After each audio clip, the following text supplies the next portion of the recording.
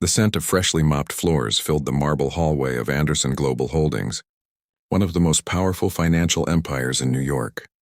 Employees rushed by in polished shoes, never glancing down at the young woman in the gray uniform pushing a cleaning cart. Her name tag read Maya, but no one knew that Maya Anderson was the daughter of the company's CEO, Robert Anderson, a man whose name was whispered with both respect and fear. For years, Maya had watched her father's employees bow and smile in front of him, but gossip and cruelty behind his back. Her father believed a loyalty could be bought, but Maya disagreed. She wanted to know who really cared about the company and who was only pretending. So she came up with a plan. Without telling anyone except her father, Maya disguised herself as a janitor to see how employees treated someone they thought was beneath them. Her heart pounded as she entered the main office for the first time. The place buzzed with energy, phones ringing, keyboards clacking, and laughter echoing from the glass meeting rooms. She smiled nervously at a group of assistants chatting by the coffee station. "Good morning," she greeted softly. They glanced at her, eyes scanning her faded uniform, and turned away without a word. One of them even whispered, "Guess they'll hire anyone these days." Maya forced a smile and continued cleaning. Every day for the next week she watched and listened. She saw the hard-working few, the quiet accountant, the kind receptionist, but she also saw arrogance, entitlement, and cruelty. Some employees mocked janitors for being lazy nobodies. Others gossiped about how the CEO's daughter was spoiled and unworthy. Ironically, they were speaking about her without realizing it. On her third day, a young intern named Lena accidentally spilled coffee near the elevators. While Maya was cleaning it, Lena knelt beside her and whispered, "Thank you for doing this. Most people don't even notice your work." That small moment of kindness touched Maya deeply. She smiled. You'd be surprised how much people show their true selves when they think no one important is watching. But not everyone was kind. Later that evening, while emptying trash bins in the executive area, Maya overheard Derek, the head of marketing, boasting loudly. "If Anderson ever retires, this company will crumble." His daughter? She's probably off shopping in Paris. His friends laughed. "Yeah," another added. "Imagine her running this place like disaster." Maya's hands tightened around the trash bag. Her chest burned not with sadness but determination. "So that's what they think of me," she thought. "Then let's see how they act when the tables turn." That night, Maya returned to her small rented apartment, far from her father's mansion, and wrote down every detail she'd observed. By the end of the week, she had a list, those who treated people with dignity and those who didn't. Her father called her. "You don't have to do this anymore, Maya. It's risky." She smiled softly. "No, Dad, I need to finish what I started. They need to see what real leadership looks like." The next morning, as Maya walked into the building for what would be her final day undercover, the air felt different. She wasn't just the janitor anymore. She was the storm about to change everything. She tied her hair neatly, adjusted her name tag, and whispered to herself, "Time to clean house, literally." If you're loving how this story's unfolding, make sure to hit like and subscribe to Kindness Tales Live, where kindness always wins and truth always rises. Morning light spilled through the high glass windows of Anderson Global Holdings, glinting off the polished floors Maya had scrubbed just hours ago. But today felt different. Her heartbeat was louder, her steps slower, her mind sharper. She knew her time as Maya the janitor was ending soon, and the real test was about to begin. She wheeled her cleaning cart toward the executive wing. Conversations drifted from behind the glass doors. Laughter, gossip, careless words. As she bent to wipe a table, she overheard Derek again, bragging about closing a deal he hadn't even worked on. "It's all about charm," he said smugly to his team. "You don't get ahead in this company by being nice. You get ahead by being seen." Maya glanced at him through the glass, watching the arrogance in his smile. Seen, she thought. Let's see what happens when no one's watching your lies anymore. At lunch, she sat quietly in the corner of the employee cafeteria, eating a simple sandwich. Around her, workers talked freely about deadlines, bonuses, and office rumors. "Did you hear about the new janitor?" one woman whispered. "She looks too educated for this job." Another laughed. "Maybe she got fired from somewhere else. I mean, look at her nails, and not your average cleaner." Maya smiled faintly. It didn't hurt anymore. It revealed exactly what she needed to know. How quickly people judged. How easily kindness could disappear when someone didn't fit their image of success. Then, out of nowhere, a kind voice broke through the noise. Hey, Maya. It was Lena, the same intern from earlier that week. She sat beside her with a warm smile. You've been working hard. Mind if I eat here? Maya's heart softened. Of course not, she said. The two talked quietly while others stared. Lena didn't seem to care what anyone thought. She treated Maya like a friend, not a cleaner. That simple act meant everything. As the afternoon dragged on, the office grew tense. The CEO, Maya's father, was rumored to visit the next day.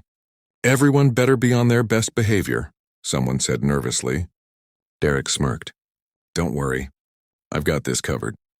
The old man loves me, Maya nearly laughed. If only you knew. That night, she stayed late again, cleaning the empty corridors. As she dusted her father's framed achievements, she caught her reflection in the glass. Tired eyes, rough hands, and a secret burning behind her smile. She remembered her father's words. Leadership isn't about power, Maya, it's about character. How you treat people who can't do anything for you. Just then, she heard footsteps behind her. It was Thomas, the elderly night guard. He gave her a gentle nod. You work too hard, miss, she smiled. And you stay too late, he chuckled softly. Been here 30 years. Seen all kinds of people, rich, poor, kind, cruel. Funny thing is, it's the humble ones who last longest. His words lingered in her mind as she left for home. That night she wrote her final notes. Names, behaviors, small acts of decency or cruelty. Her list was complete. By morning, her disguise would come off. The cleaning uniform that hid her identity would hang quietly in her locker. The people who mocked her would stand face to face with the very person they had disrespected. But instead of anger, Maya felt calm, almost peaceful. She wasn't doing this for revenge. She was doing it to rebuild something that had been lost. Integrity. The next day, a buzz filled the building.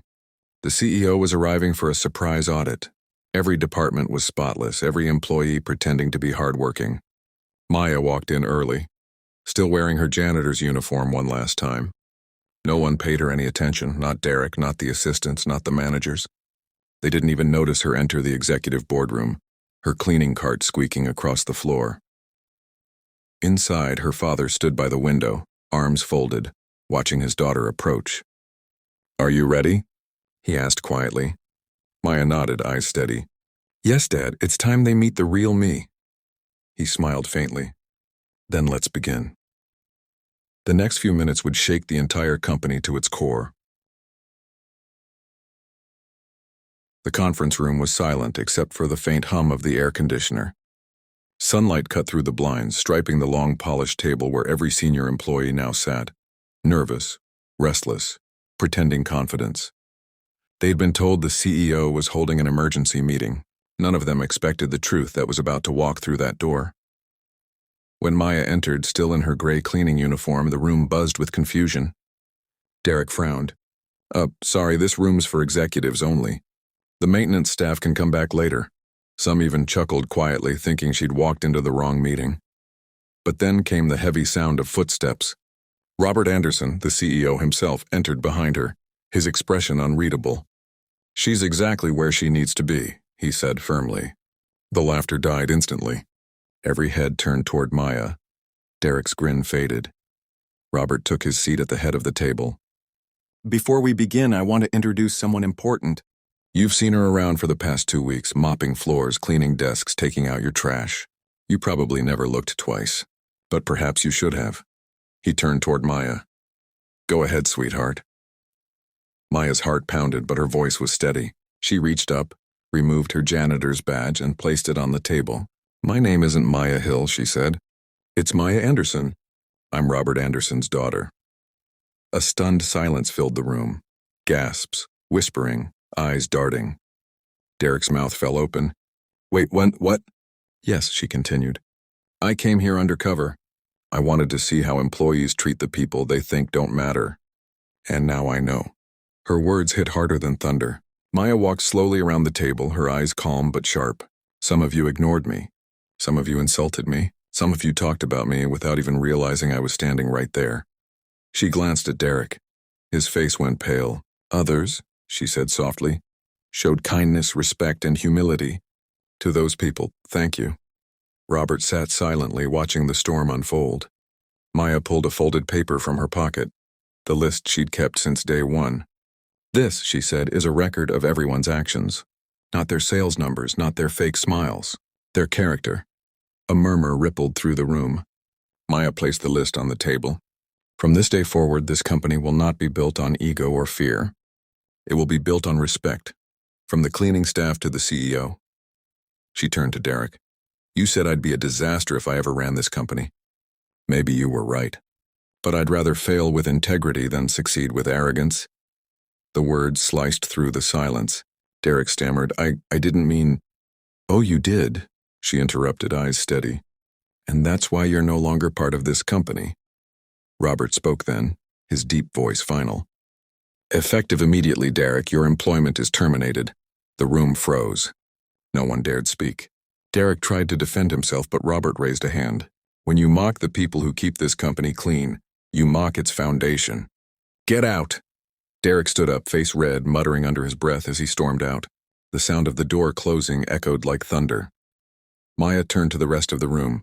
For those who treated others with kindness, your names are on the other side of this list. You'll be promoted, recognized, and rewarded, because this company is changing, like starting today. Tears welled up in Lena's eyes from the corner of the room. She hadn't expected recognition, but Maya walked right to her. You treated me like a human being when no one else did. That's what leadership looks like. She hugged her softly as the others watched, ashamed and silent. Robert stood, pride shining in his eyes. My daughter learned what real leadership means, and today, she's teaching it back to all of us. As Maya looked around the room, her voice softened. This isn't revenge. It's renewal. The kind of change that starts when we see people, truly see them, not for what they wear or where they stand, but for who they are. Silence lingered. Then slowly the entire room rose to their feet, clapping, not out of obligation, but out of respect. The news spread through Anderson Global Holdings like wildfire. The janitor was the CEO's daughter. The same young woman people had ignored, mocked, or pitied was now sitting in the executive office, not as a cleaner, but as the future face of the company. Whispers echoed in every hallway. Some were guilty, some were afraid, and a few, like Lena and Thomas, were quietly proud. Maya sat behind her father's massive oak desk the next morning, staring at the skyline. For the first time, she felt the weight of leadership pressing on her shoulders. Her father knocked lightly on the door. You handled yourself with grace yesterday, he said. But this next part will be harder. Changing hearts, not just policies. Maya nodded. I know, but it has to start somewhere. That somewhere began with a single meeting. Maya called the entire staff into the atrium, hundreds of employees filling the space, uncertain what to expect. The usual arrogance that filled the room was gone. Now everyone watched her with a strange mix of respect and guilt. Good morning, she began, her voice calm but clear. Most of you know who I am now. But before I'm the CEO's daughter, I'm someone who's seen how people are treated when you think no one important is watching. The crowd shifted uneasily. She continued. This company was built by people from every level, from the janitors who opened the doors to the executives who closed the deals. Every single one matters, but somewhere along the way we forgot that. Her words hung in the air, heavy but true. Maya scanned the faces in front of her, some teary-eyed, others bowed in shame. We're going to rebuild our culture from the ground up, she declared. Starting today, every employee, regardless of position, will receive leadership and empathy training. Promotions will no longer depend solely on numbers but on teamwork and integrity. A murmur of surprise rippled through the room. People had never heard anything like it from management. And one more thing, she added. Every department will now have a kindness council. Representatives from every level who ensure that respect isn't just preached, but practiced. A soft applause began, hesitant at first, then growing louder. Even the janitorial staff at the back smiled through tears. For the first time, they were seen. That afternoon, Maya walked through the same halls she once cleaned, but now, people greeted her with genuine smiles, not forced politeness. She stopped by the break room, where a few employees apologized for how they'd treated her. She didn't scold them. Instead, she said gently, "What matters isn't how you treated me. It's how you'll treat the next person who comes after me." Her compassion disarmed them. Slowly, walls of pride began to crack. Meanwhile, Lena's name appeared on the promotion board, assistant to vice president of operations. When she saw it, tears filled her eyes. She ran to Maya's office. "I don't deserve this," she said breathlessly. Maya smiled. "You do, Lena. You saw a person where others saw a cleaner. That's leadership, and it deserves recognition." In the weeks that followed, the company began to change. Departments collaborated more. Employees volunteered to mentor new hires. Even the most senior managers started greeting custodians by name. The once cold corporate environment felt alive again, built on the simple foundation of respect. One evening, Maya stood with her father in the empty boardroom, looking out at the glowing city. "You've done what I couldn't," Robert said softly. "You reminded them of their humanity." Maya turned to him with a humble smile. "It wasn't me, Dad. It was the people who chose to listen." He placed a proud hand on her shoulder. "Still, you lit the spark." Outside, through the glass, they could see employees laughing together, janitors and executives sharing coffee, old barriers gone. Maya took a deep breath, feeling peace she hadn't known before. She realized this experiment wasn't just about exposing arrogance. It was about awakening kindness. And in that moment, she knew her mission was far from over. Months passed since the day Maya Anderson revealed her true identity, and Anderson Global Holdings had become almost unrecognizable. The energy that once pulsed with tension now thrived on unity. The company cafeteria, once divided by hierarchy, was now filled with shared laughter between executives and custodians. The words respect and family weren't slogans anymore. They were the company's heartbeat. Maya stood in the middle of the atrium, watching employees hang up a new mural. Painted across the wall were 4 simple words: "Every job has dignity." She smiled. This, not the profits, not the power, was the real reward. Lena walked up beside her, clipboard in hand. "You've changed everything," she said softly. Maya shook her head. "We changed it together." Just then, Thomas, the old night guard, walked in holding a small envelope. "Got something for you, Miss Maya," he said with a grin. Inside was a letter written by one of the janitors who had retired last week. The message read, "I used to feel invisible, but because of you I left this place proud of the work I did. Thank you for seeing us." Tears filled Maya's eyes as she read. It was a simple note, but it carried more meaning than any business award ever could. She placed it gently in her drawer, a reminder of why she started all this in the first place. Later that afternoon, her father entered the office, carrying a box of old files. "You know," he said with a nostalgic smile, "this company was built with ambition, but you rebuilt it with compassion." "I couldn't have done that," Maya smiled back. "You built the foundation. I just cleaned it up a little." They both laughed, a rare warm moment between a father and daughter who had finally found common ground. But what came next surprised even Robert. During the company's annual press conference, Maya stepped onto the stage, not just as the CEO's daughter, but as the new chief people officer, a role she created herself.